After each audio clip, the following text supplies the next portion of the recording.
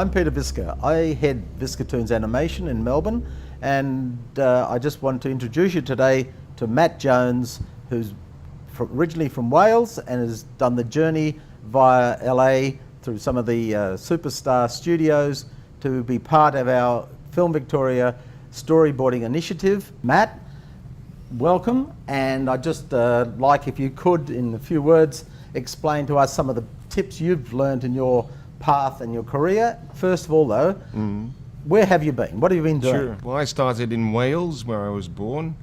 I started work. I studied animation in Wales and got my first job in Cardiff, the capital of Wales, and then moved to London and worked in commercials. And all the time waiting for the opportunity to work on animated feature films.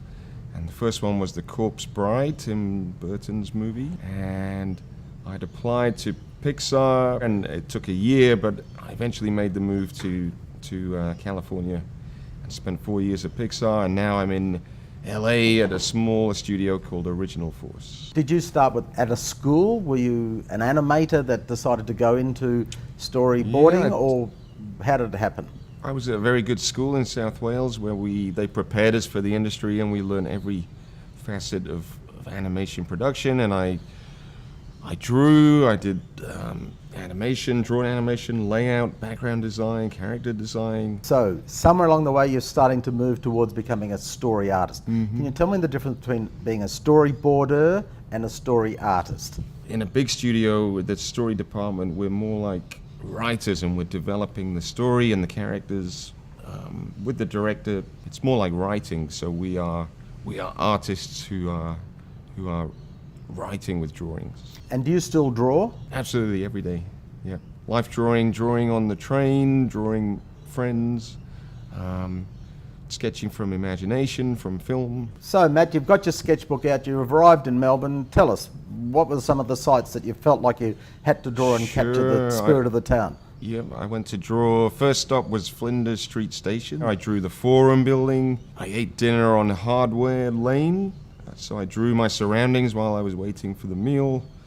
I found Mad Max's car in Acme. I've noticed in part of your course here, you reverse engineered some films. Can you tell us about the Jaws one? I took a couple of sequences from classic movies. One was Jaws, where there's a specific sequence I looked at that's a one shot, a 3-minute sequence where Spielberg did the whole dialogue in one shot with 3 characters, and I sketched from that. It took about 3 hours to go through the sequence and draw, not every frame, but when there's a key difference, to really analyze and study the sequence. One of the exciting times for me while you were here in the studio was there was one particular day we hired a model. All through my time studying in London and at art school and in France, I did life drawing constantly, but it was classical life drawing where I was studying anatomy and they were long poses.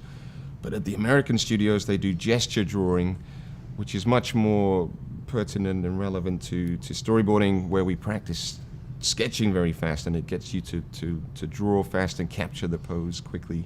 Are your first drawings fairly clean, or do you do it always loose. How does it work? I do tiny thumbnail drawings right on the script. How big's a thumbnail drawing? Well, not quite a thumbnail, but they're 1 inch or 2 inches, and they're just purely thinking drawings. And why do you draw that small? Just to go fast. It's literally the pencil mileage, we call it. The smaller you draw, the faster you can go. Matt, I just noticed that when we did the starter and you didn't know anyone at the course, you used a little trick to introduce them to the process as well as finding out about them. Can you tell us about that? Yeah, the first assignment I set was a get-to-know-you assignment where they spent the day creating a story sequence that would tell me their journey to animation and how they got here, and it let me see who they are and what they're into. So on behalf of the animation industry in Melbourne in particular, thank you again on behalf of everyone, Matt. Oh, it was my pleasure. Thanks for bringing me out here, Peter, and I'm really happy to help you teach the next generation, and I'm encouraged that they'll learn the necessary skills to keep the industry moving forward.